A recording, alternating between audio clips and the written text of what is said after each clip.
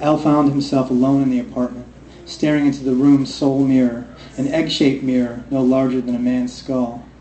Al stared into the mirror, saw his father's face in his own, and began to weep.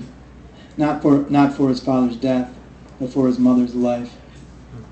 1 week later, Al moved back to his childhood home, back to the Hanano district of Aleppo, where his mother, grandmother, great-aunt, and great-uncle were living. It was there that Al first learned of the uprising in the southern part of the country. Previously, Al had been uninterested in the so-called Arab Spring sweeping through Egypt, Tunisia, Libya, and other countries. He'd been focused on his residency, studying when not on duty or call, teaching himself German when not engrossed in his studies. When Australia appeared to be out of reach, Al began to dream of a life in Munich. But when the uprising hit Damascus, and word spread throughout the university that doctors, or anyone with the slightest medical background, were in desperate need in the South, Al became interested.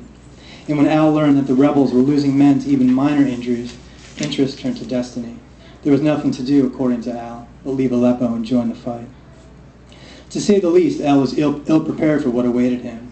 He was ill-prepared for the severed limbs, the shrapnel lodged into hearts and lungs and kidneys, the women and children raped and beaten to unconsciousness, the heads unattached to bodies, eyes pulled out of living bodies, tongues severed, ears severed, massive blood loss, massive loss of life.